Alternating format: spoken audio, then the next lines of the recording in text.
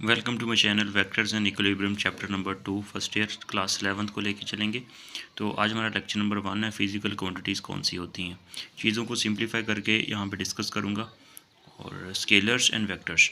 अब स्केलर्स कौन सी होती हैं जिनमें मैग्नीट्यूड और यूनिट रिक्वायर्ड होता है उनको डिस्क्राइब करने के लिए क्वांटिटीज़ को, फिजिकल क्वांटिटीज़ को। वेक्टर क्वांटिटीज़ कौन सी होती हैं, वो क्वांटिटीज़ होती हैं जिनको डिस्क्राइब करने के लिए magnitude, unit and direction required होती है फॉर देयर कंप्लीट डिस्क्रिप्शन। ठीक है, these are the vector quantities, physical quantities. Next देखते हैं इनकी एग्जांपल की बात करें तो एग्जांपल की बात करें स्पीड, और इसी तरह इसकी बात करते हैं वेक्टर्स की तो ये velocity is a vector quantity, speed is a scalar quantity. तो डिस्टेंस अगर हम कहते हैं कि 50 मीटर डिस्टेंस, हम कहते हैं कि 50 मीटर का डिस्टेंस है तो scalar are added by the arithmetic rules. तो हम सिंपल उसको अरिथमेटिक रूल जैसे हम कहते हैं 2 + 2 = 4, तो इसको सिंपल स्केलर क्वांटिटी को आपस में ऐड कर लेते हैं। लेकिन वेक्टर क्वांटिटी में सिंपल अरिथमेटिक रूल से ऐड नहीं करते, इसके लिए कुछ स्पेशल रूल हैं, हेड टू टेल रूल के मुताबिक हम ऐड करते हैं। ठीक है, अब स्केलर्स का कंसेप्ट यहाँ पे देख लेते हैं, concept between the scalar and vectors. तो डिस्टेंस अगर हम बात करें, हाउ मच यू है ट्रैवल्ड, हमने कितना ट्रैवल्ड किया। तो यहाँ पे देखें कि हम कहते हैं कि distance 1 kilometre, 2 kilometre, 3 kilometre, 4 and 5 kilometre. ठीक है, तो इसी तरह अगर आप वापस आएंगे तो इसके बाद 6, 7, 8 and 9 kilometre, this is the हमारे पास क्या होगा, डिस्टेंस होगा। ठीक है, this is the simple scalar quantity, distance. ठीक है, इनिशियल होम से घर से चले 5 किलोमीटर का डिस्टेंस कवर किया, उसके बाद वापस आए तो फिर हमारे पास तकरीबन 9 किलोमीटर का डिस्टेंस बन जाएगा। तो इसमें आप देख सकते हैं यहाँ पे कि डायरेक्शन यहाँ पे चेंज की, फिर भी यहाँ पे डायरेक्शन भी चेंज हुई है, लेकिन फिर भी हम यहाँ पे देख रहे हैं कि हम उसको ऐड वगैरह कर रहे हैं। ठीक है, डायरेक्शन वगैरह चेंज हो रही है, इस तरफ जाएँ उसके बाद वापस आएँ तो उसके बाद सिंपल उसको ऐड कर रहे हैं। ठीक है, तो distance by definition direction reverse करने से कोई फ़र्क नहीं पड़ता। ठीक है, डिस्टेंस का डायरेक्शन रिवर्स करने से कोई फ़र्क ही नहीं पड़ा, तो इसलिए हम कहते हैं कि ये बेसिकली क्या है, स्केलर क्वांटिटी होती है। अब डिस्प्लेसमेंट को यहाँ पे डिस्कस कर लेते हैं। Displacement is the vector quantity. तो how much you from starting point, यहाँ पे देखें कि अगर घर से चले तो डिस्टेंस एक मीटर, उसके 1 मीटर, उसके बाद डिस्टेंस 2, उसके बाद डिस्टेंस 3, इसके बाद 4, उसके बाद 5, उसके बाद वापस आ रहे हैं तो हम देख रहे हैं कि यहाँ पे अब क्या हो रहा है कि डिक्रीज़ होता जाएगा। ये 4, उसके बाद 3, इसके बाद 2, उसके बाद डिस्टेंस 1, और उसके बाद वापस आ गया आप अपने घर। इट मीन्स कि यहाँ पे डायरेक्शन हम चेंज करने से फ़र्क पड़ रहा है। ठीक है, डिक्रीज़ होता जा रहा है, तो डिस्प्ले जमा नहीं होता बल्कि कम होता है। ये ऐसी चीज़ें जिसकी सीमत को तब्दील करने से कोई फ़र्क पड़ता है। ठीक है, वहाँ पे कोई चेंज आता है, उसको हम कहते हैं कि डायरेक्शन को चेंज करने से कोई चेंज आए तो उसको हम वेक्टर क्वांटिटी का नाम देते हैं। इसलिए हम कहते हैं कि डिस्टेंस जो है ना वो एक स्केलर क्वांटिटी होती है and displacement is a vector quantity. तो सिंपल यहाँ पे उर्दू हिंदी में यहाँ पे चीज़ों को सिंपलीफाई करके यहाँ पे आप लोगों के साथ शेयर कर रहा हूँ ताकि आपके कंसेप्ट बने। अब यहाँ पे देखें वेक्टर को रिप्रेजेंटेशन किस तरह करेंगे। अब स्केलर को हम छोड़ देंगे, लेफ्ट कर देंगे जस्ट, अब हम लेके चलेंगे वेक्टर क्वांटिटीज़ को। तो वेक्टर को रिप्रेजेंट करने के 2 तरीके होते हैं, सिंबॉलिकल एंड ग्राफिकली। अब सिंबॉलिकल किस तरह करते हैं, बोल्ड लेटर से करते हैं, जैसे डिस्प्लेसमेंट को डी को बोल्ड कर देंगे, फोर्स को एफ को बोल्ड कर देंगे। ठीक है, these are the vector quantity. इसी तरह ग्राफिकल किस तरह रिप्रेजेंट करेंगे, हम इस तरह एक लाइन ड्रा करेंगे और ये हमारे पास इसकी टेल कहलाती है और ये हमारे पास इसका हेड कहलाता है। ये हेड और टेल की मदद से हम इसको ग्राफिकली रिप्रेजेंट करते हैं वेक्टर को। तो हम कहते हैं कि 5 न्यूटन फोर्स है। ठीक है, तो उसके लिए ये हम कहते हैं कि वेक्टर है। ठीक है, और इसी तरह 10 न्यूटन फोर्स होगी तो ये उसका वेक्टर होगा, ये हेड उसकी टेल। हेड बेसिकली डायरेक्शन को रिप्रेजेंट करती है और टेल उसको मैग्नीट्यूड को रिप्रेजेंट करती है। और सिंबॉलिकली अगर एरो हेड डाल देते हैं, ये हमारे पास जहाँ इस तरह बोल्ड करते हैं यहाँ हम सैम्बल के ऊपर एरो डाल देते हैं। ठीक है, ये बेसिकली हम क्या कहते हैं कि ये हमारे पास वेक्टर क्वांटिटीज़ आ जाती हैं। अब सबसे पहले इसका तरीकाकार क्या होता है कि हम चूज़ करते हैं सूटेबल स्केल। ठीक है, 1 सेंटीमीटर अगर हमारे पास 1000 किलोमीटर के इक्वल है तो ठीक है फॉर एग्जांपल, तो उसके मुताबिक हम फोर्स = 10 न्यूटन हो जाएगी। ठीक है, तो इसके मुताबिक वेक्टर कोऑर्डिनेट सिस्टम की बात करें और उसके बाद क्वार्टिज्म सिस्टम के अंदर इसको हम ड्रा करते हैं। ठीक है, तो इसमें देखें कोऑर्डिनेट सिस्टम, यहाँ पे देख सकते हैं ये हमारे पास कोऑर्डिनेट सिस्टम में एक्स एक्सिस और वाई एक्सिस। ठीक है, और ये इसका ओरिजिन होता है 0, 0 होता है, और इस तरफ हमारे पास पॉजिटिव एक्स एक्सिस होता है और अपवर्ड हमारे पास पॉजिटिव वाई एक्सिस होता है, और हमारे पास लेफ्ट साइड हमारे पास क्या होता है, नेगेटिव एक्स एक्सिस होता है, और डाउन हमारे पास वाई नेगेटिव होता है। ठीक है, this is called the origin 0, 0। अब कोऑर्डिनेट का मतलब क्या होता है, यहाँ पे एड्रेस करना होता है कि उसका एड्रेस कहाँ से कहाँ तक है, ठीक है। ये इसका घर है या स्टार्टिंग पॉइंट है या इसका लोकेशन है, यहाँ से कितना दूर जा रहे हैं, ठीक है। ये बेसिकली इसका एड्रेस बताता है हमें। और ये रेक्टेंगुलर कोऑर्डिनेट भी कहलाता है क्योंकि आपस में ये 90 का एंगल बना रहे होते हैं, मतलब एक दूसरे को क्रॉस कर रहे होते हैं, ठीक है। म्यूचुअली परपेंडिकुलर होते हैं ये। अब प्लेन वेक्टर्स कौन से होते हैं, जो 2 डिमेंशनल होते हैं, ठीक है। उसमें 2 कोऑर्डिनेट रिक्वायर्ड होते हैं, 2 एक्सिस रिक्वायर्ड होते हैं और 2 एंगल वहाँ पे एंगल रिक्वायर्ड होता है, ठीक है। एंगल 2 कोऑर्डिनेट, 2 एक्सिस और एंगल रिक्वायर्ड होता है। अब एंगल बेसिकली क्या है कि angle is the angle, theta is the angle which is vector make from the positive axis in the anti clockwise direction. अब यहाँ पे देख सकते हैं कि हम ये पॉजिटिव हमारे पास होता है, पॉजिटिव साइड होती है ये वाला कोऑर्डिनेट सिस्टम के अंदर, ठीक है। ये भी नेगेटिव होता है, ठीक है, और ये भी नेगेटिव होता है, ठीक है, और ये भी नेगेटिव होता है। अब ये वाला सिर्फ फर्स्ट कोऑर्डिनेट होता है, वो पॉजिटिव होता है। अब यहाँ पे वेक्टर को जब ड्रा करते हैं तो यहाँ पे एंगल बनता है ये एंटी क्लॉकवाइज डायरेक्शन के अंदर, ठीक है। तो ये वाला जो एंगल बनता है बेसिकली इसी की बात कर रहा है यहाँ पे कि एंटी क्लॉकवाइज डायरेक्शन में हम इसको ड्रा करते हैं मोस्टली, ठीक है। नेगेटिव कोऑर्डिनेट में भी ड्रा कर सकते हैं लेकिन इसी में हम ड्रा करते हैं एंगल को मोस्टली।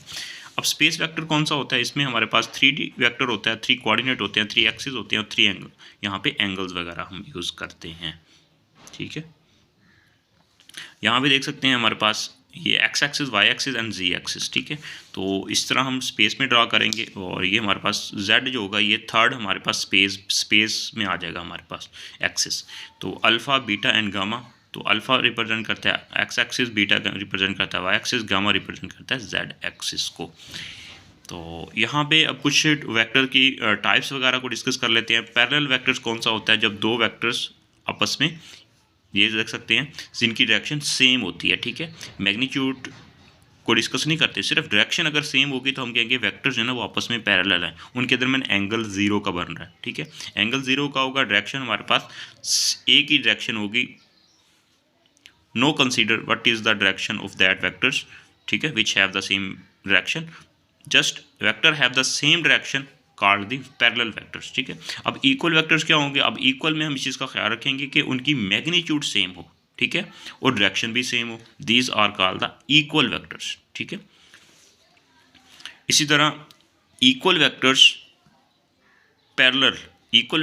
पैरेलल हो सकते हैं, ठीक है, but every parallel vectors is not equal, her parallel vector equal नहीं हो सकता, ठीक है, ये इंपॉर्टेंट बात है। फर्दर एंटी पैरेलल वेक्टर्स कौन से होंगे, जब 2 वेक्टर्स आपस में उनकी डायरेक्शन अपोजिट होगी, दोनों वेक्टर्स की आपस में डायरेक्शन अपोजिट होगी, एंगल 180 का बनेगा, which are the opposite direction. Next बात करें नेगेटिव वेक्टर्स कौन सा होता है, ठीक है, which have the same magnitude but opposite direction, ठीक है, उनकी मैग्नीट्यूड सेम हो लेकिन डायरेक्शन अपोजिट हो, ठीक है। सपोज कर लेते हैं वेक्टर ए है, वेक्टर बी है, उनकी डायरेक्शन अपोजिट है, these are the negative vectors. Further चीज़ों को देख लेते हैं। Every negative vector are the anti parallel but every anti parallel vectors not negative vectors, ठीक है, ये भी की पॉइंट्स हैं।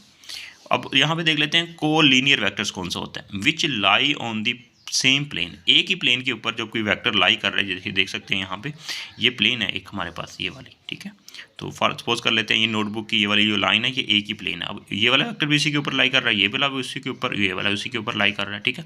जो एक ही प्लेन के ऊपर लाई कर रहा है उसको को लीनियर वेक्टर्स का नाम देते हैं। को प्लेनर वेक्टर्स कौन से होते हैं, which lie on the same plane. अब हमारे पास फॉर एग्जांपल ये एक्स प्लेन है, ठीक है, एक्स एक्सिस प्लेन है, अब इसी के ऊपर ए भी लाई कर रहा है, बी भी लाई कर रहा है और सी भी लाई कर रहा है, ठीक है। सो दीज आर दी को प्लेनर वेक्टर्स होते हैं, ठीक है।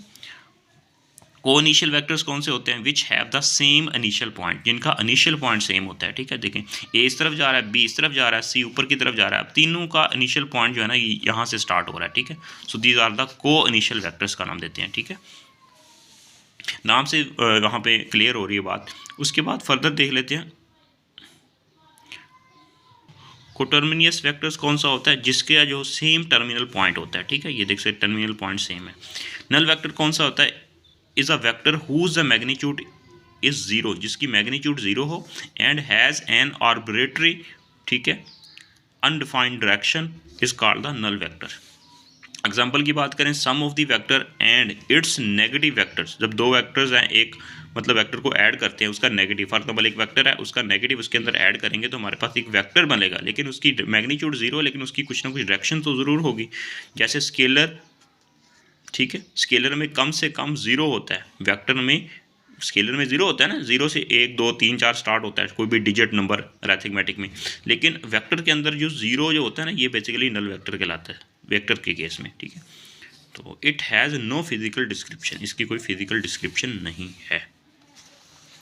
अब यूनिट वेक्टर कौन सा होता है? It is a vector whose the magnitude 1 and use to specify direction. Unit vector basically direction को स्पेसिफाई करने के लिए यूज़ करते हैं। तो unit vector has no unit, ठीक है, क्योंकि इसके ऊपर कोई फ़र्क ना पड़े, जो भी हम यूनिट वेक्टर डायरेक्शन को रिप्रेजेंट करता है ताकि इसके ऊपर कोई फ़र्क ना पड़े, इसलिए vector is equal to magnitude multiply by direction, ठीक है। इस तरह भी इसको रिप्रेजेंट करते हैं। तो ये इसका फार्मूला होता है यूनिट वेक्टर का, A is equal to unit vector cap से रिप्रेजेंट करते हैं, और ये हमारे ओरिजिनल वेक्टर उसी वेक्टर की मैग्नीट्यूड। अब ये जो टॉपिक हमने किया इसी से रिलेटेड कुछ MCQs कर लेते हैं। विच इज़ नॉट करेक्ट, ठीक है, ये यूनिट वेक्टर का फार्मूला है, इसी तरह ये भी यूनिट वेक्टर का फार्मूला है, ये वही यूनिट वेक्टर का फार्मूला है, ठीक है। अब यहाँ पे डिवाइड हो रहा है और यहाँ पे मल्टीप्लाई हो रहा है, यहाँ पे भी कुछ डिवीजन वाला केस हो रहा है। तो इसमें कौन सा करेक्ट नहीं है, ठीक है, ये सारे के सारे यहाँ पे देख सकते हैं करेक्ट है, ऑल आर दी करेक्ट, ठीक है। ये वाला सही है, ये वाला सही है, ये वाला सही है, ठीक है। कौन सा करेक्ट है?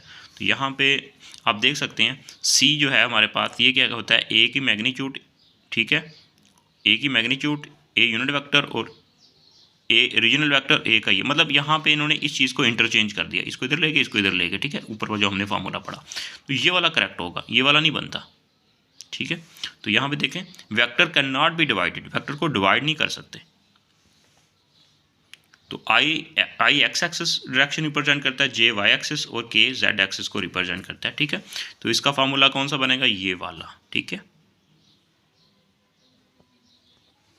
तो इसलिए पूछा था नॉट करेक्ट, तो इसका मतलब ये बन जाएगा फार्मूला, और फर्दर ये चीज़ें हो गई। ये हमारे पास एक्स एक्सिस आई, वाई एक्सिस जे और के एक्सिस जो होता है वो के डायरेक्शन को रिप्रेजेंट करता है।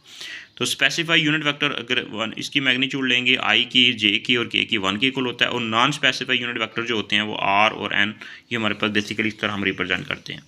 तो ये इसकी सिम्बोलिकल है। फर्दर कुछ MCQs देख लेते हैं। Which one is a unit vector, unit vector कौन सा है? अब यहाँ पे A B C and D option यहाँ पे गिवन है, यहाँ पे इसके वैल्यूज़ वगैरह कैलकुलेट करते हैं, 1 न्यूटन 1 न्यूटन एंड 1 न्यूटन। तो इसके मुताबिक हमारे पास ये इसका है ऑल ऑफ दीज भी करेक्ट आंसर है। यहाँ पे none of the above unit vector, तो यहाँ पे देख सकते हैं नन ऑफ द, इनमें से कोई भी यूनिट वेक्टर नहीं है, हालांकि 1 1 आंसर आ रहा है। तो यहाँ पे देखें जब यूनिट वेक्टर के साथ यूनिट लगाया जाए तो वो यूनिट वेक्टर नहीं होगा, ठीक है। यहाँ पे देखें न्यूटन लगा हुआ है, न्यूटन न्यूटन, ये यूनिट वेक्टर नहीं होगा, ठीक है। None of the above is the unit vector, ये बात इंपॉर्टेंट है, ठीक है। हालांकि यूनिट वेक्टर तो 1 होता है उसकी मैग्नीट्यूड, लेकिन मैग्नीट्यूड होती है, यूनिट तो नहीं होता साथ, तो ये आंसर सही नहीं है। तो ऑल ऑफ दी मतलब जो ये नहीं है, ठीक है, नन ऑफ द अबव है। अब नेक्स्ट देखेंगे इंशाल्लाह वो मैथमेटिकली ऑपरेशन देखेंगे, addition, subtraction and the multiplication and division, ठीक है। इन चीज़ों को फर्दर लेके चलेंगे लेक्चर 2 में। All the best, take care.